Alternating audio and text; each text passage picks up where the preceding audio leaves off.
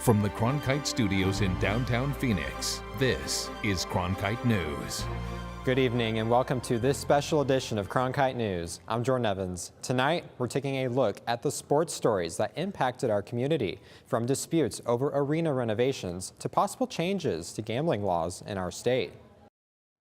11 African-American football players filed a lawsuit against the Maricopa County Community College District over the termination of 4 local community college football programs. Reporter Anthony Totri found out what that may mean for the future of African-Americans in football.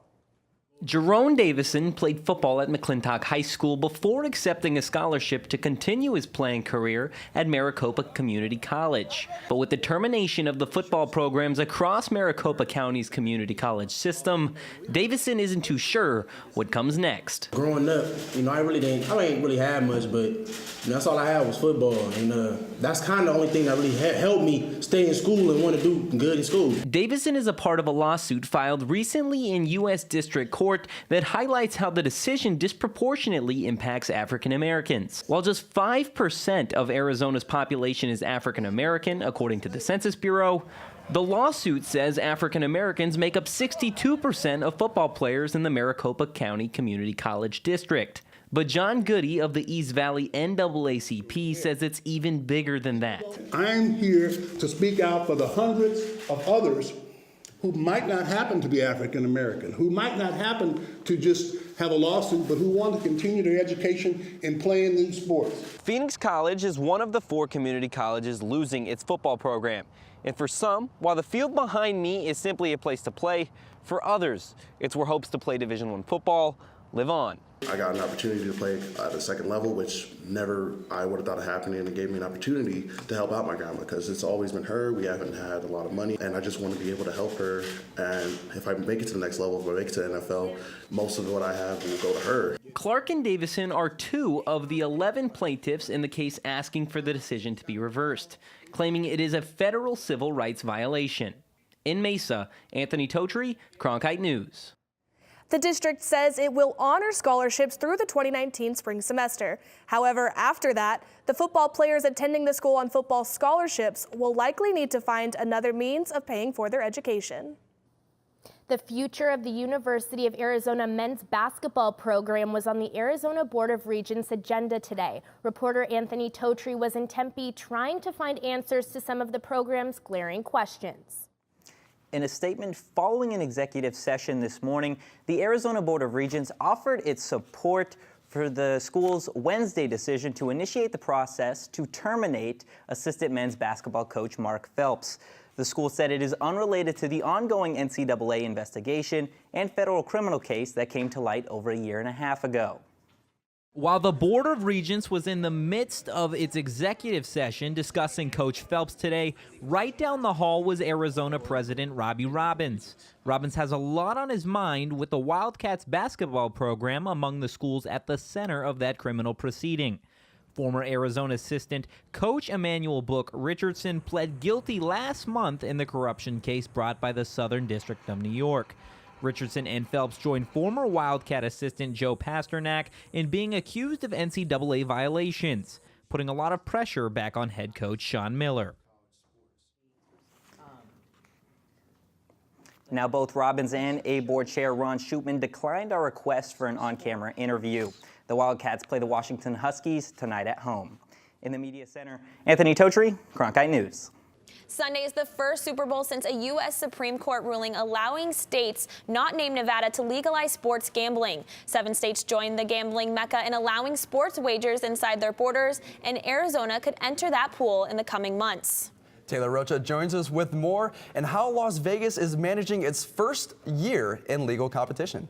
Last week, Arizona Republican State Senator Sonny Borelli introduced Senate Bill 1158. It would allow any federally recognized tribe in the state with a tribal state gaming compact to operate a sports gambling operation. It could mean even more competition for Las Vegas, but as I learned when I went to Las Vegas last weekend, sportsbooks are not worried about the new kids on the block. The Las Vegas Convention and Visitors Authority expects more than 300,000 people this weekend for the Super Bowl. It's next best thing to going to the game. Probably in a lot of ways it's better than going to the game. And until this year, the state of Nevada was the only game in town when it came to making legal wagers on sporting events. But a May U.S. Supreme Court ruling opened the door to states legalizing sports gambling. 7 states so far have bet big on gambling's future, creating competition for Sin City. Well, I've seen what some of these other jurisdictions have done, and I think the best I could say is they've done okay, but I don't think any of them have come anywhere near what Las Vegas has done. The Convention and Visitors Authority said the state brought in nearly $159 million in Super Bowl bets in 2018, up 13% from the year before. John Murray, director of race and sport operations at the world's biggest sports book, the Westgate Superbook, expects that trend to continue. So far, it's been business as usual. So many people come to Las Vegas for the Super Bowl. It's such a huge event in Las Vegas. I think as states like Arizona, California get sports betting, they're going to steal away some of our Super Bowl business for sure, but we haven't really seen that yet. New Jersey's so far away. I don't think that many people on the East Coast were making a separate trip here just for the Super Bowl. The way we look at it, having more sports books and more people that will be comfortable with legalized gambling, we feel that would grow the market. Ben Miller, the president and CEO of the American Gaming Association, said, quote, "The interest in legal regulated sports betting in the United States has never been higher, and a survey conducted by Morning Consult backs him up. 1 in 10 American adults plan to bet on Sunday's game, projecting a record $6 billion in Super Bowl wagers, $1 billion more than last year." Taylor Rocha, Cronkite News. The Arizona Diamondbacks and the Phoenix Suns are unhappy with the current state of their facilities. Both teams have the option to abandon their downtown homes as early as 2020. Taylor Roca explores whether these teams are essential for continued growth downtown. When Marley's Sports Grill opened in December of 1992, there was no Chase Field, no ASU downtown campus, and no light rail. But there was an arena. And the Phoenix Suns. People have been coming here for 26 years. Dan played for the Suns, wanted a place to have everybody come after the games and hang out. I think they put all the pieces to the puzzle together when they found this. They knew what they wanted to do, and it just ended up being perfect. There have been $2.3 billion in private investments around the Legends Entertainment District since early 2018. There are 400 hotel rooms and over 4,500 residential units in the works. A grocery store is under construction. Over 700 events have taken place in the area, and over 9,000 jobs have been created over the last decade. The question is, can downtown Phoenix maintain this momentum without sports? I think you get a shock. You've got an economic shock to that sub-market.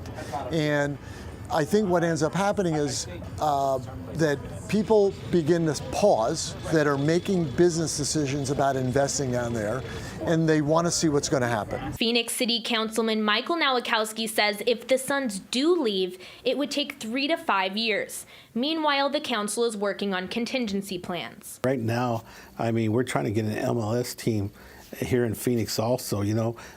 We want hockey, right? So, you know, the Coyotes are out there. You know, you got all kinds of sports teams that are out there. And you have basketball teams that would love to be here in Phoenix. But I'm a strong fan of the Phoenix Suns. The Suns bring more than civic pride to the downtown landscape. The team welcomed their 40 millionth visitor in November, and local businesses aren't ready to lose that kind of foot traffic. It would be terrible to lose the Diamondbacks or the Suns. I don't know where we would get those kind of fans and loyal customers that come in without a game. We really rely on the sporting teams downtown. The Phoenix City Council vote to approve the proposed renovation plan of Talking Stick Resort Arena is tomorrow. Councilman Nowakowski says in the conversations he's had with Robert Sarver and the Suns, he feels confident that the team will stay. They're not leaving. Right now we're talking about renegotiating their contract with us. We own the building. It's our responsibility for the infrastructure, but we got to make sure that we're spending the tax dollars wisely, and we got to negotiate the best way we can for the individuals that I represent. If the deal with the Suns is approved tomorrow, the city will pay for its share of repairs through the Sports Facilities Fund that generates money through taxes from tourism. In Phoenix, Taylor Rocha, Cronkite News. Meanwhile, the D-backs have been given the green light from Maricopa County to look for a new place to play and break their contract 5 years early without penalty. But this will only happen if they agree to dissolve a lawsuit with the county demanding $187 million in renovations. After being born with a rare eye condition, one Valley man found running with his uncle as his niche. As Blaine McCormick reports, now he runs organized races in Phoenix with a driving purpose. Even with this enlarged print, comfortable-wise, I read this close. Ryan Davies suffers from aniridia, a rare eye disorder that significantly limits his vision. For him, running provides an escape. It freed my mind, and I felt like I was doing something that a lot of people don't want to do. But he doesn't just run for himself. He runs for his children. Davies crossed the finish line at the Rock and Roll Arizona Half Marathon Sunday, holding a photo of his late son Grayson in 2 hours and 6 minutes.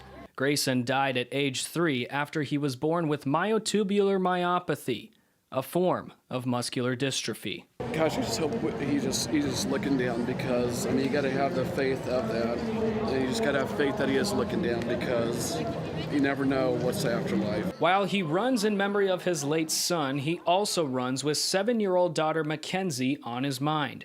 She has the same eye condition as her father, but she also shares his passion for running, participating in Saturday's Kids Rock 1-mile race and frequently running with her dad.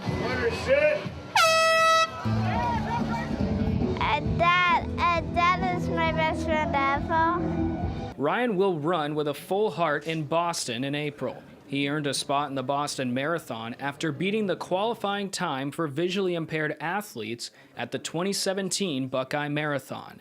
In Tempe, Blaine McCormick, Cronkite News. Davies said every medal he earns from a race, he gives directly to his daughter.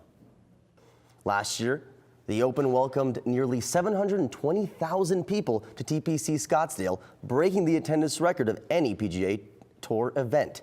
Taylor Rocha is joining us live now from the tournament with all the details. Taylor?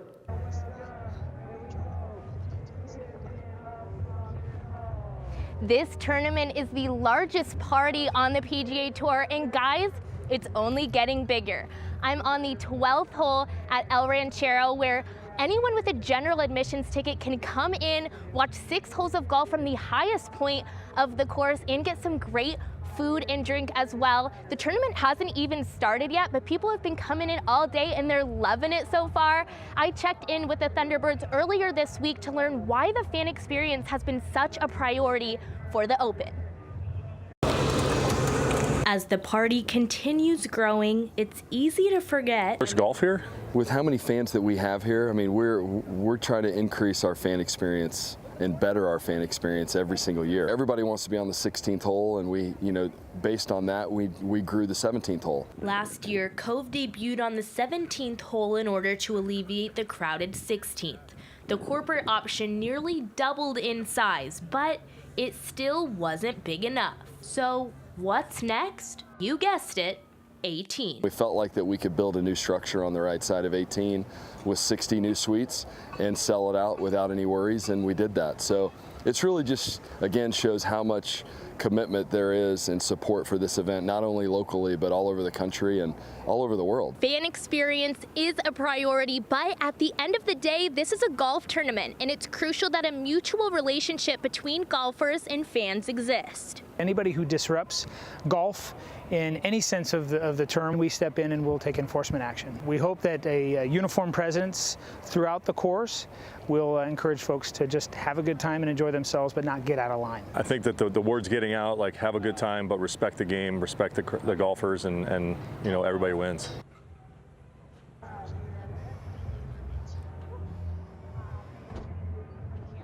Many people are coming to escape the weather and enjoy golf under the Scottsdale sun, but this weekend we're actually expecting rain, so it'll be interesting to see how that affects the Waste Management Phoenix Open's 5-year attendance record streak. In Scottsdale, Taylor Rocha, Cronkite News. Pickleball is swinging to be one of the fastest growing sports in the U.S., and the city of Tempe is keeping up with the demand. As Blaine McCormick explains, the sport is as fun as it sounds. It may be just a construction zone, but in a few months, this concrete slab will be this, courts for pickleball. We have a lot of residents that are asking for pickleball courts. We have a lot of our residents that play pickleball, that love pickleball. It really is a community that's growing. According to a 2018 report from the Sports and Fitness Industry Association, over 3 million Americans participated in pickleball, an 11.3% rise from last year. I just have so much fun playing it. I've played lots of other racket sports for the last 30 years, but I'm having more fun playing pickleball than I've ever had playing any other racket sport. Pickleball is growing in popularity that even I'm going to get in on the action. And especially with this sport, it's easy to maneuver. And the best thing is, pickleball is adaptable for everyone to play, but I might need some more practice. I was playing in Bend, Oregon a couple years ago.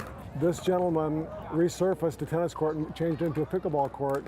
And now all his neighbors are playing, including when we were there, we saw one guy wearing an oxygen tank on his back playing pickleball. When the project is complete, the Tempe Sports Complex will feature 8 public pickleball courts, including 2 designed for players with disabilities.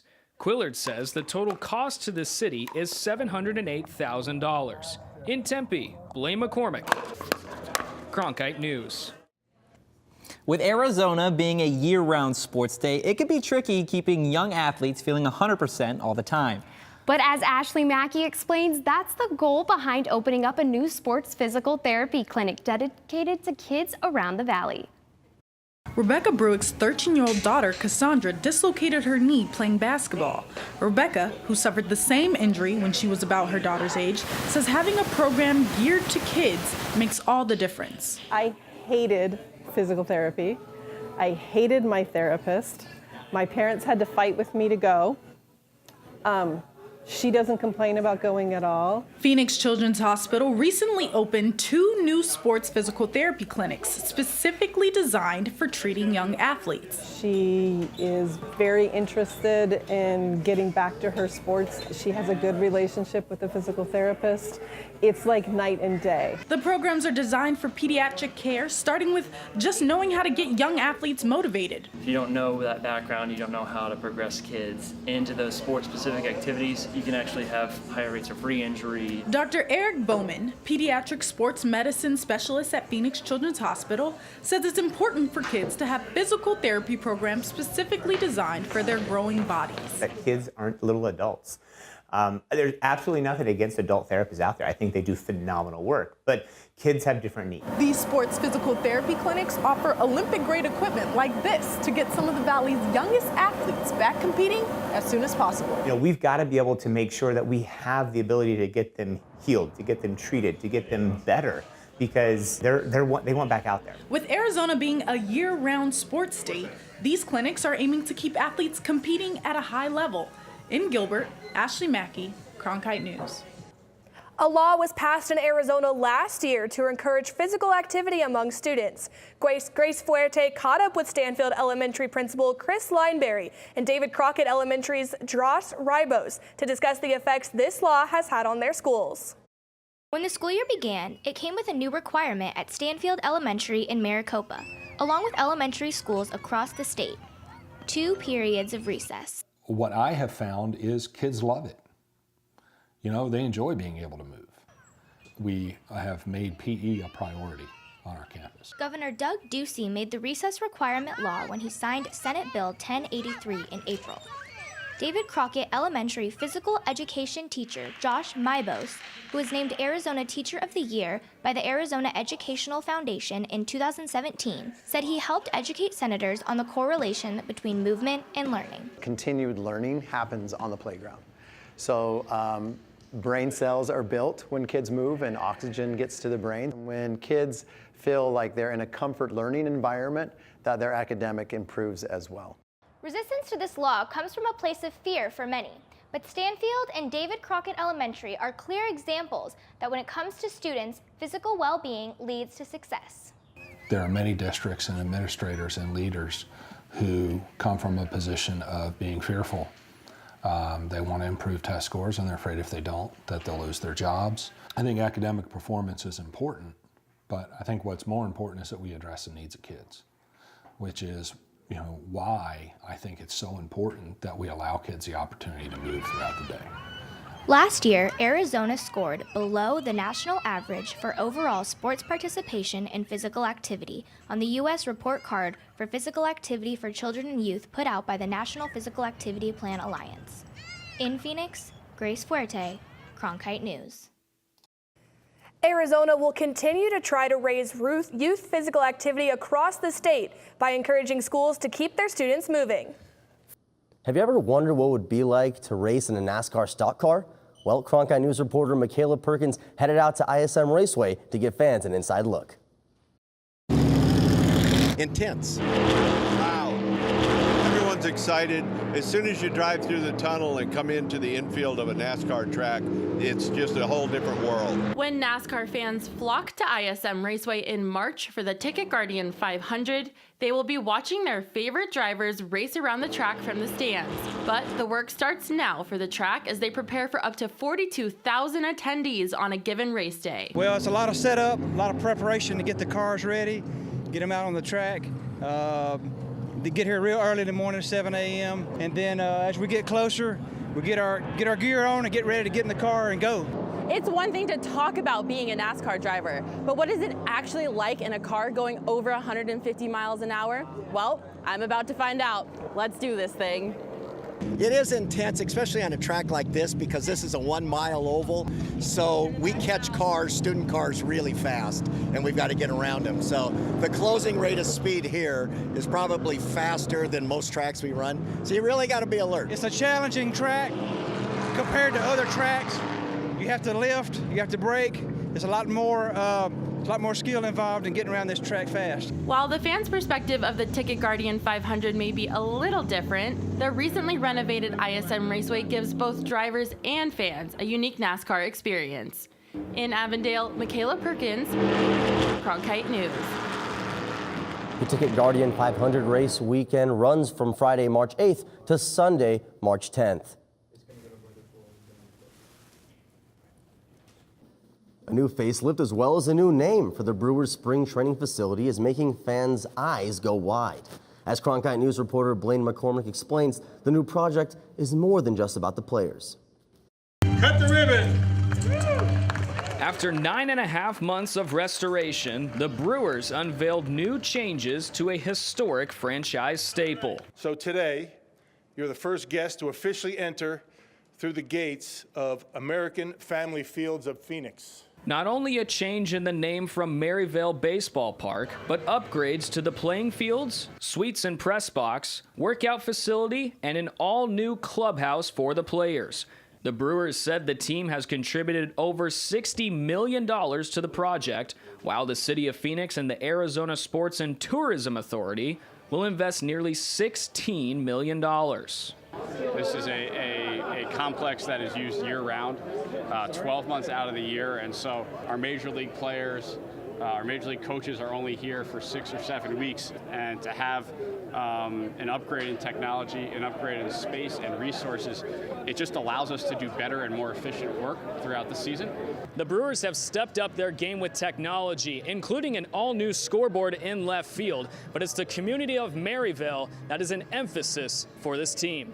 The Brewers have dedicated time to make sure that this is accessible, this space is accessible to the neighborhoods around here, many of whom can literally walk here. The team announced a partnership with Grand Canyon University to create a learning lounge at the facility, where neighborhood students will receive free tutoring. In Phoenix, Blaine McCormick, Cronkite News. The Brewers begin their spring schedule on February 23rd against the Cubs in Mesa, and the first game at American Family Fields of Phoenix takes place on the 26th. College athletes travel all over the country for their sport, but as Ashley Mackey reports, the Fisher Institute is bringing some of Arizona's top athletes back to the Valley to train. With the NFL Combine quickly approaching this month and the NFL Draft not too far behind, Valley athletes are making their way home to train at Fisher Institute.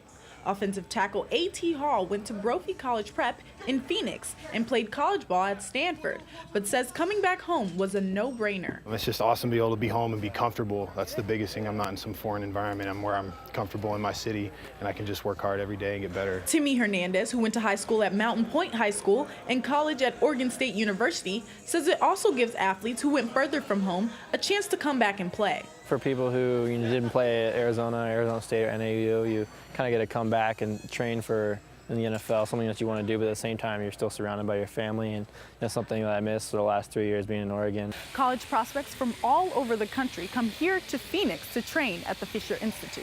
But Fisher also hopes to inspire local athletes here in the Valley. The younger generation can see someone they watched in high school or junior high school and say, hey, he's training at Fisher Institute, and then the next year he went to the NFL, and it says, if they can do it, and they go to this high school, I can do it.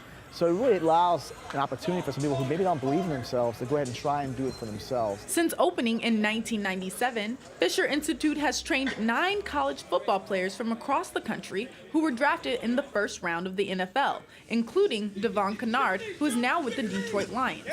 In Phoenix, Ashley Mackey, Cronkite News. The NFL Combine will take place from February 26th to March 4th in Indianapolis. That's it for Cronkite News tonight. Thanks for joining us. For top Arizona stories anytime, go to cronkitenews.azpbs.org.